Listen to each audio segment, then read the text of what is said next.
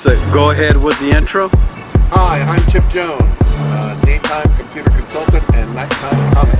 So how long have you been in comedy and what made you decide to get into comedy? I've been in comedy for almost 9 years, and I got into it through my wife. My wife gave me a comedy class at the Improv, and I took the 5 minutes to funny, had a great time, and have been doing comedy since then. So I follow you on social media and I notice that you're very active and quite often you have a lot of political posts. So talk about that a little bit. Well, I think one of the reasons is I'm steeped in politics. My wife is a journalist. My sister's a documentary filmmaker. My tagline used to be a smart guy in a fat guy's body, simply because usually we assume that people of heft are stupid. My stuff is sort of it's very topical. It's family life and black experience. Some people used to say that I was sort of very sort of NPR bookish, middle of the road. I have, in the 9 years learned that as a comic you need to have more than one gear. So I have written dirty material, I've written, sort of People magazine type material. But I think all of my stuff still stays somewhat toward, well, one of the things about topical humor is that it's sort of easy to do because in real time we're all experiencing the same event. That being said, it can also be sort of self-selecting because your view of that topical event is going to have a certain nuance into your humor, and it's going to sort of weed out people who don't believe what you believe a lot of times. But sometimes you can capture those people that are on the fringes by giving them a peek of what the other side is thinking from a non-confrontational sort of stance. If you're laughing, you're listening, and that's the easiest way to, I don't want to say convert, but to soften someone's hard edges on an idea. Well, I mean, the biggest thing for a comedian, if you're not first up on stage, be out in the audience. Look at what people are laughing at. So that you can gauge where they are. Is this an audience that's looking for dirty? Is this an audience that's looking for clean? Are they looking for political?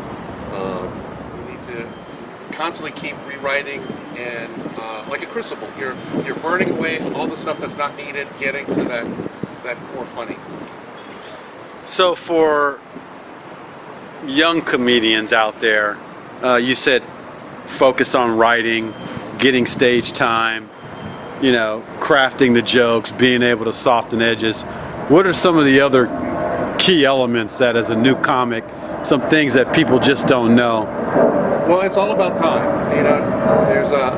There's this idea that if you do anything for 10,000 hours that you can start to master it. And that's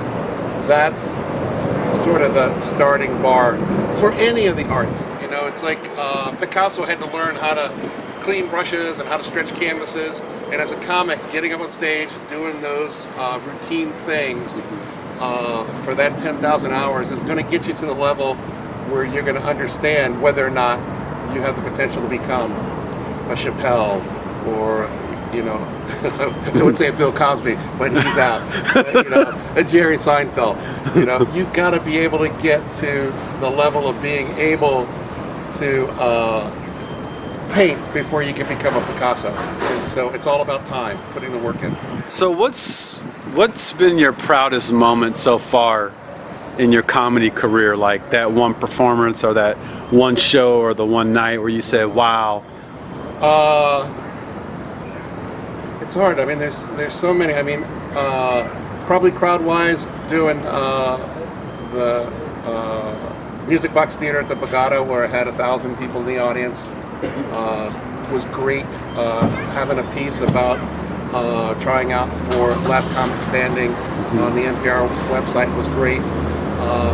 But when I boil it down to what are the best moments in comedy, it's probably been meeting my heroes and being, becoming friends with Charlie Murphy before he died. Getting to meet Jerry Seinfeld, getting to meet. I'm working on this project with the Pearl Coalition, programming comedy as a fundraising device.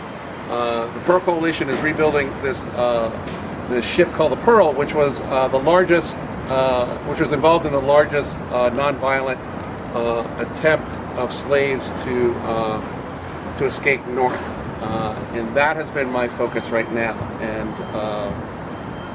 I was away because a very close family member was diagnosed with cancer, and so my focus was in helping there. So the time away was a reflective time in general. Okay.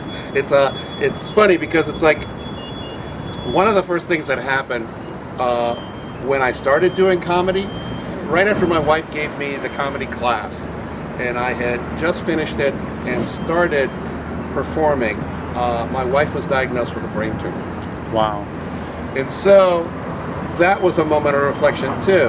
And in fact, I kept thinking, well, I should pull back from comedy, and my wife was like, no, you should keep doing it because it gives not only you, but it also gives me some solace and sort of brightens the whole experience.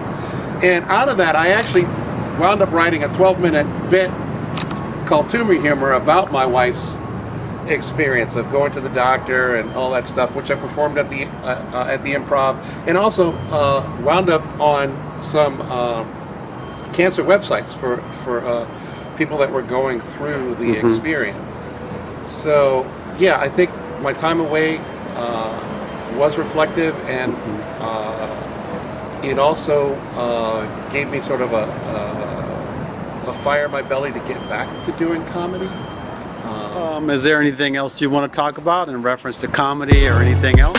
Well, I want to tell people out there to support live comedy. Get out there and don't be afraid to go to open mics and free comedy everywhere, because you may be seeing the next diamond in the rough.